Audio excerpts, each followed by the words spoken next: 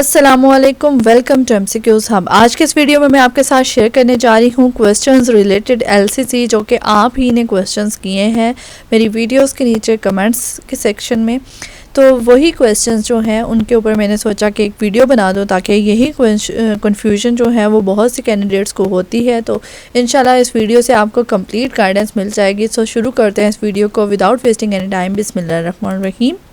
सो सबसे पहला जो क्वेश्चन है वो है, ma'am can you tell the current affairs and general knowledge is included in the LCC initial test by academics in electronics. ठीक है, अब इन्होंने ये क्वेश्चन किया है कि करंट अफेयर्स और जनरल नॉलेज के जो क्वेश्चंस हैं वो भी एलसीसी के इनिशियल टेस्ट में होते हैं, जबकि एकेडमिक पोर्शन जो इलेक्ट्रॉनिक्स का है उनमें। ठीक है, तो इसमें मैं आपको बता दूं कि हमारे पास जो हैं वो दो तरह के टेस्ट होते हैं। एक होता है इंटेलिजेंस टेस्ट और दूसरा होता है एकेडमिक टेस्ट। अब इंटेलिजेंस टेस्ट के अंदर आपके दो मज़ीद टेस्ट आ जाते हैं, जो कि एक वर्बल और एक नॉन वर्बल होता है। ठीक है, अब वर्बल टेस्ट के अंदर जो है वो आपके डिफरेंट एमसीक्यूज होते हैं और नॉन वर्बल के अंदर भी। और उसके बाद जब आप ये दोनों क्लियर कर लेते हैं तो आपके पास आता है एकेडमिक टेस्ट। ठीक है, अब एकेडमिक टेस्ट जो है वो आपकी डिग्री से रिलेटेड ही होंगे 50 एमसीक्यूज। वो आपके कोई भी करंट अफेयर्स या जनरल नॉलेज के एमसीक्यूज नहीं होंगे। ठीक है, वर्बल और नॉन वर्बल तो अलग हो गए। अब जो एकेडमिक है वो अगर आपकी डिग्री इलेक्ट्रॉनिक्स में है तो आपके इलेक्ट्रॉनिक्स के ही एमसीक्यूज होंगे। अगर आपकी डिग्री कंप्यूटर साइंस की है तो आपके कंप्यूटर साइंस के ही होंगे। मैनेजमेंट साइंसेस की है तो आपके मैनेजमेंट साइंसेस से ही एमसीक्यूज होंगे। ठीक है, आई थिंक ये क्वेश्चन तो आप लोगों का क्लियर हो गया होगा। नेक्स्ट है, सब्जेक्ट कोई भी हो, एकेडमिक टेस्ट का पेपर पैटर्न तो सेम ही होता है, सब्जेक्टिव में क्या क्या आता है। ठीक है, अब सब्जेक्ट जो भी है ना उसका एकेडमिक टेस्ट सेम पैटर्न जो है वो पैटर्न क्या है, 50 एमसीक्यूज है। ठीक है, पैटर्न सेम है, 50 एमसीक्यूज आ रहे हैं एकेडमिक के। बट एकेडमिक टेस्ट के जो एमसीक्यूज हैं वो आपकी डिग्री से ही रिलेटेड होंगे। दूसरी बात ये कि सब्जेक्टिव जो है ना, यहाँ पे सब्जेक्टिव कुछ भी नहीं होता है, सब के सब ऑब्जेक्टिव होते हैं। वर्बल, नॉन वर्बल और एकेडमिक, ये तीनों टेस्ट जो हैं वो आपके ऑब्जेक्टिव होते हैं। ठीक हो गया।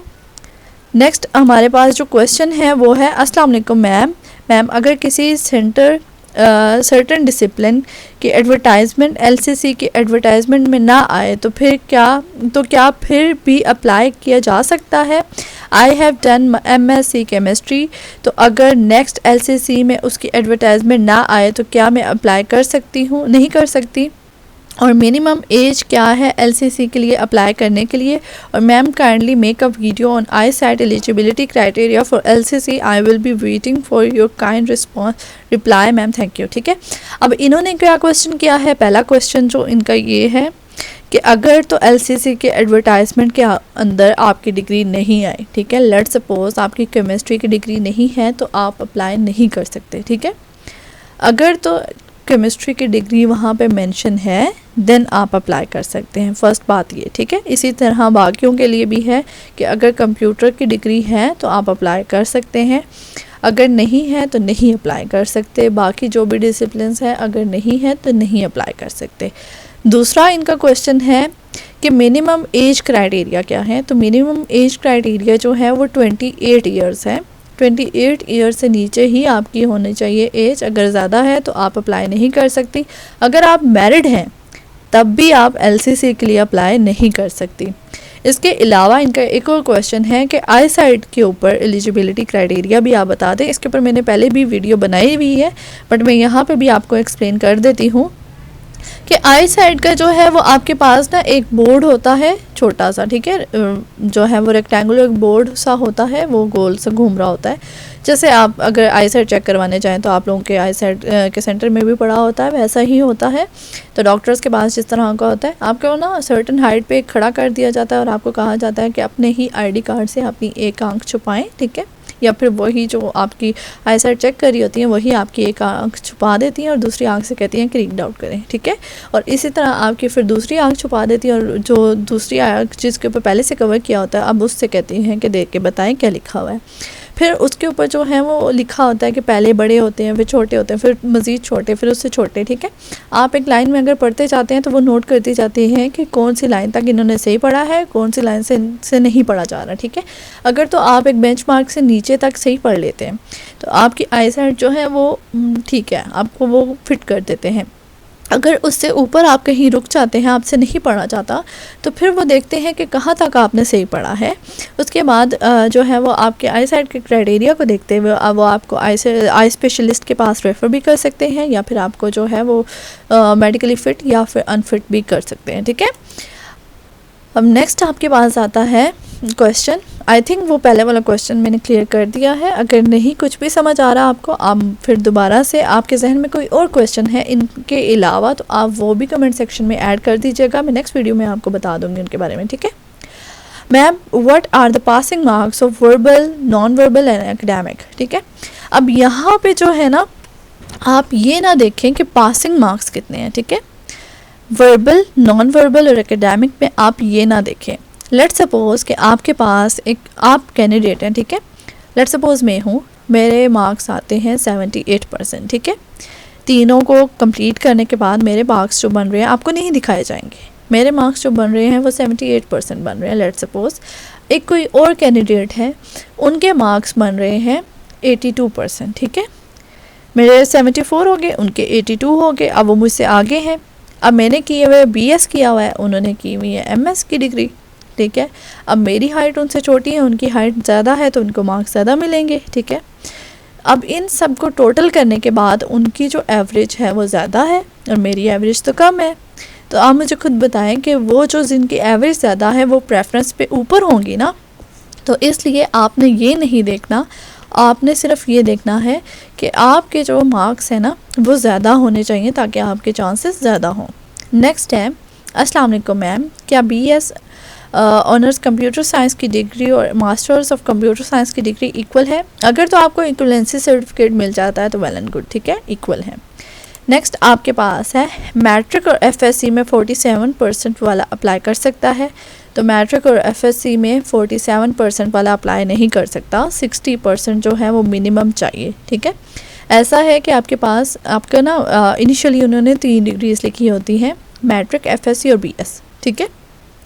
अब मैट्रिक, FSC और BS में से कोई एक डिग्री आपकी सेकंड डिवीज़न की हो सकती है। सेकंड डिवीज़न मीन 47% हो सकती है, पर बाकी जो 2 डिग्रीज हैं वो आपकी 60% से अबव होनी चाहिए, ठीक है। नेक्स्ट आपका क्वेश्चन है, ma'am transcript of last semester is not enough. तो जो ट्रांसक्रिप्ट है ना लास्ट सेमेस्टर की, अच्छा इसमें ना कुछ सेंटर्स आपको अप्लाई कर जो हैं वो आपको एलिजिबल कर देते हैं अप्लाई करने के लिए, कि वो आपको कह देते हैं ठीक है टेस्ट में बैठ जाए। बट कुछ सेंटर्स जो हैं वो आपको अप्लाई ही नहीं करने देते, क्योंकि लास्ट सेमेस्टर की डिग्री जो है वो इनफ नहीं होती। क्योंकि जब आपकी टेस्ट पास कर लेती हैं, फिर आपका इनिशियल मेडिकल भी हो जाता है, देन आपको जो है वो आपको ना रनिंग के लिए बुलाते हैं, ठीक है। रनिंग हो जाती है आपकी, तो उसके बाद वो आपको ना एक फॉर्म देते हैं ISSB का फॉर्म। उसके अंदर आपने तमाम डिग्रीज़ को अटेस्टेड बाय HEC वो अटैच करनी होती हैं, उनकी फ़ोटोकॉपी। देन उस टाइम पे आपके पास वो नहीं होती। अगर वो नहीं है आपके पास तो आपका जो वो पूरी फ़ाइल है ना वो रिजेक्ट हो जाती है। आपकी फ़ाइल को कोई देखता ही नहीं है। इसलिए कुछ जो हैं वो सेंटर्स आपको अलाउ ही नहीं करते और कुछ कहते हैं चलो ठीक है टेस्ट तो देने दो। तो ये ना सेंटर के ऊपर डिपेंड करता है। नेक्स्ट हमारे पास जो MCQs है वो है, टेस्ट के वक्त कौन से डॉक्यूमेंट्स लेके जाने होते हैं प्लीज़ बता दें। अच्छा, टेस्ट के टाइम पे ना आपको डिफरेंट डॉक्यूमेंट्स लेके जाने पड़ते हैं, मतलब मैट्रिक की ओरिजिनल सनद, ठीक है, FSC की, उसके बाद BS की, अगर आपने MS किया हुआ है तो MS की, उसके बाद ओरिजिनल अपना CNIC, ठीक है। फिर आपका जो है वो जो आपका होता है बेनोवलेंट नहीं होता, आपके पास जो आपका प्रोविंशियल सर्टिफिकेट होता है वो। फिर उसके बाद आपके पास आपकी बस यही कुछ चीज़ें होती हैं जो आपको लेके जानी होती है। दूसरा ये कि आपके पास जो आपकी आती है ना हाँ, पिक्चर्स भी आपको लेके जानी पड़ती हैं। इसके अलावा आपके पास जो आपकी रोल नंबर स्लिप आती है ना, उसके बैक साइड पे अगर आप देखें तो लिखा होता है कि कौन कौन सी चीज़ें आपने लेके जानी है, ठीक है। नेक्स्ट आपके पास क्वेश्चन है, इनिशियल टेस्ट क्लियर कैसे करते, टाइम मैनेजमेंट थोड़ा हेल्प कर दें प्लीज़। अच्छा, इनिशियल टेस्ट के लिए ना आपके पास टाइम बहुत कम होता है, MCQs बहुत ज़्यादा होते हैं। इसके लिए मैं रिकमेंड आपको यही करूँगी कि जो भी मैंने वीडियोस क्रिएट की हुई ना आप उनका रट्टा लगा लें, क्योंकि वहाँ पे सॉल्व करने का भी टाइम नहीं होता। बस ये देख लेना है कि MCQs वही है ना, आपके माइंड में अगर होगा ना तो आप जल्दी से उसका ना आंसर करेंगे और जल्दी से आगे की तरफ जाएंगे, क्योंकि 64 एमसीक्यूज और फिर वर्बल के भी नॉन वर्बल के भी मतलब बहुत टाइम लग जाता है। दूसरा ये आपके कॉन्सेप्ट्स क्लियर हों कि नॉन वर्बल आपने करने कैसे हैं, ठीक है। टाइम मैनेजमेंट आप जल्दी से जल्दी जो है ना वो आप जिस पे आपका टाइम लग रहा है ना ज़्यादा, आप उसको स्किप करें और नेक्स्ट की तरफ पढ़ें, ठीक है। स्किप वालों को बाद में आप जो है वो तुक्का लगा दें, पर एंड में ये है कि आपके पास 2 या 3 मिनट्स रह जाएंगे ना तो आपने सब पे तुक्का ज़रूर लगा देना कि हो सकता है कि कोई ना कोई चल जाए, नेगेटिव मार्किंग नहीं होती, ठीक है। तो आई थिंक ये मेरा पॉइंट क्लियर हो गया होगा। मैम आई साइट की लिमिट दी गई है, मेरी 2+ है, मैं अप्लाई कर सकती हूँ। अच्छा, वही मैंने जो ऊपर आपको बताया कि उनके पास एक बोर्ड होता है, उसको देखना पड़ता है। आपके पास पहले बड़े होते हैं, छोटे होते हैं, तो जहाँ तक आपने पढ़ा होता है ना वहाँ से लेके आपको देख लेते हैं कि इनको रेफ़र करना चाहिए, इनको जो है वो रिजेक्ट कर देना चाहिए, नॉट एलिजिबल कर देना चाहिए, या फिर जो है वो इनको चांस देना चाहिए, तो वो उसकी बेसिस पे ही होता है। अच्छा ma'am, transcript of last semester, ये मैंने अभी आपको बताया। इसके बाद है मैम, रजिस्ट्रेशन के कितने दिन बाद एग्ज़ाम स्लिप अपलोड होती है, और initial physical and medical test के डे पे ही होता है या बाद में। अच्छा, रजिस्ट्रेशन के ना 24 आवर्स के बाद आपकी एग्ज़ाम स्लिप अपलोड हो जाती है। अगर नहीं होती तो 2-3 दिन बाद आपकी अपलोड हो जाती है, but within a week आपकी अपलोड हो जाती है। अगर नहीं हो रही तो आप प्लीज़ हेल्प से कांटेक्ट करें, ठीक है, या आर्मी रिक्रूटमेंट सेंटर्स का जो हेल्प डेस्क होता है वहाँ पे आप जाके उनसे पूछ सकते हैं, या कॉल करके भी आप पूछ सकते हैं। दूसरा ये इनिशियल जो है ना, इनिशियल टेस्ट आपने दिया, ठीक है, आपका क्लियर हुआ, उसी दिन आपका मेडिकल भी हो जाएगा, ठीक है। जो जो इनिशियल टेस्ट क्लियर करते जाएंगे उनके स्टैंप लगेगी और उनको कह देंगे आप दूसरे रूम में बैठ जाए, ठीक है। वो दूसरे रूम में बिठा देंगे, देन डॉक्टर आएंगे, वो डॉक्टर चेक करके आपको भेज देंगे और वहाँ पे मेडिकली फ़िट लिख देंगे। देन आपके पास आता है, और फिर ना वहाँ पे जब मेडिकली फ़िट लिखेंगे तो आपको साथ डेट भी दे दी जाएगी कि आपका फ़िज़िकल टेस्ट जो है वो कौन से डे पे होगा। फ़िज़िकल टेस्ट उसी दिन नहीं होता, जबकि मेडिकल टेस्ट जो है वो उसी दिन हो जाता है, इनिशियल वाले दिन ही। नेक्स्ट हमारे पास क्वेश्चन है, अस्सलाम वालेकुम ma'am, I have done my BBA recently on 3rd of July.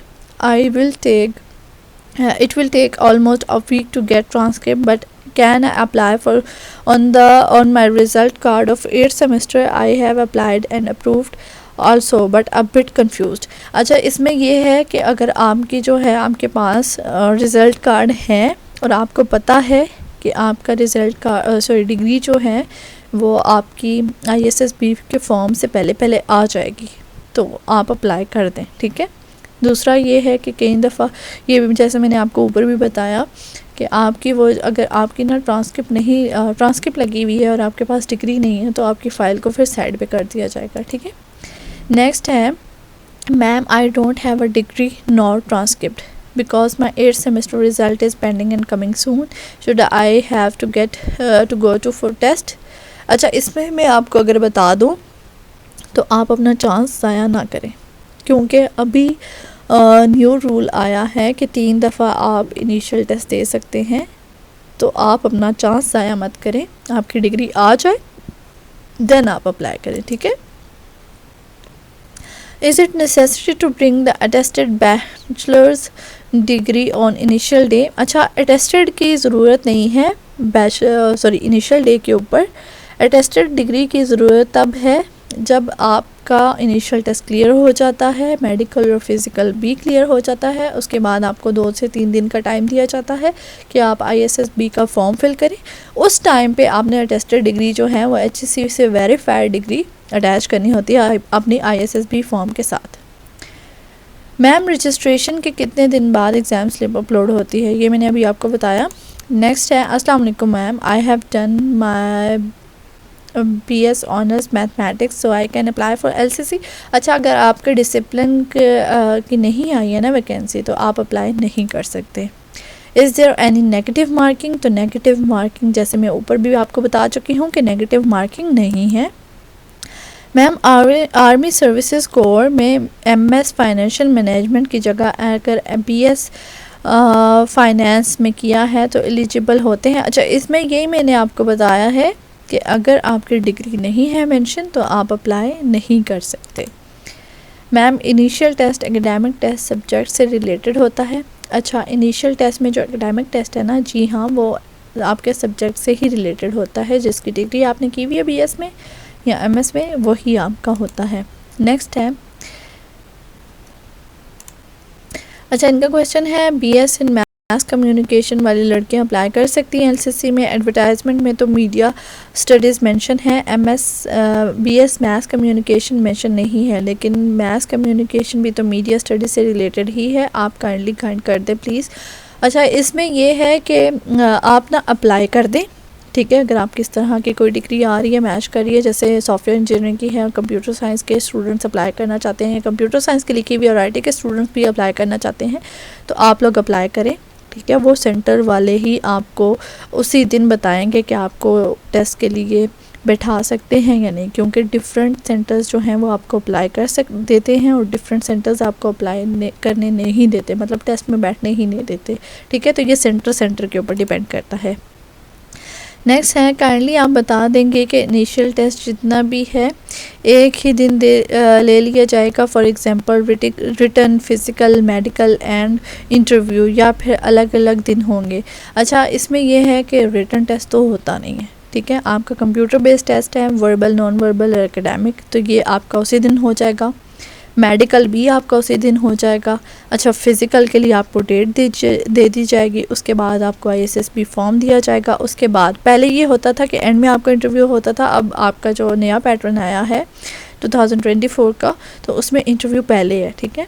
तो ये सब कुछ अलग अलग दिन पे होता है। जो आपका होता है इनिशियल और मेडिकल, ये आपका दोनों का एक ही दिन होता है। इनिशियल टेस्ट के दिन ओरिजिनल डॉक्यूमेंट्स लेके जाएं कि ना जाएं तो टेस्ट देने देते हैं क्या? अच्छा, इनिशियल टेस्ट के दिन जो है वो ओरिजिनल डॉक्यूमेंट अगर आप नहीं लेके जाते ना, तो आपको टेस्ट नहीं देने दिया जाएगा, ठीक है। ओरिजिनल डॉक्यूमेंट्स मस्ट हैं। मैम अगर लास्ट सेमेस्टर में है तो होप सर्टिफिकेट पे अप्लाई कर सकते हैं? अच्छा, होप सर्टिफिकेट के ऊपर आप अप्लाई कर ही नहीं सकते, ठीक है। होप सर्टिफिकेट के ऊपर, ना ही आपके 8th सेमेस्टर की ट्रांसक्रिप्ट के ऊपर आप अप्लाई नहीं कर सकते। नेक्स्ट है, ma'am I don't have degree not transcript. अच्छा, ये मैंने अभी आपको बताया, सॉरी। अच्छा है, अगला है, ma'am can you tell the current affairs? अच्छा, ये भी मैंने अभी आपको बताया है। आई थिंक ये रिपीट हो रहे हैं, ये रिपीट हो रहे हैं, एक सेकेंड। अच्छा, मुझे ये बताएं कि मेडिकल टेस्ट और फिज़िकल टेस्ट सेम डेट होता है? तो ये सेम डेट पे नहीं होता। मेडिकल आपका इनिशियल टेस्ट के दिन ही हो जाता है और फिज़िकल के लिए आपको डेट दे दी जाती है।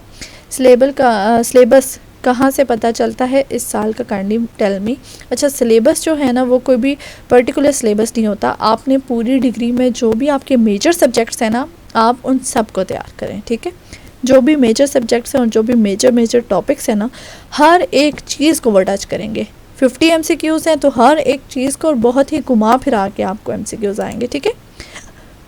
नेक्स्ट है, अस्सलाम वालेकुम, जिन्होंने 2 years डिग्री की है BSc और MSc, वो कौन सा रिज़ल्ट ऐड करें जिन्हें रजिस्ट्रेशन में BS का रिज़ल्ट रिक्वायर्ड है? तो वो अपनी MSc की डिग्री जो है वो ही उसका रिज़ल्ट मेंशन करें। बहुत शुक्रिया वीडियो देखने का। अगर इस वीडियो से थोड़ा भी आपको फ़ायदा हुआ है तो प्लीज़ इस वीडियो को लाइक कीजिएगा, मेरे चैनल को सब्सक्राइब करें, अपनी फ्रेंड्स के साथ भी शेयर करें जिनको कोई भी कन्फ्यूजन है। इंशाल्लाह मिलते हैं नेक्स्ट वीडियो में, तब तक के लिए अपने ख्याल रखिएगा। अल्लाह हाफिज़।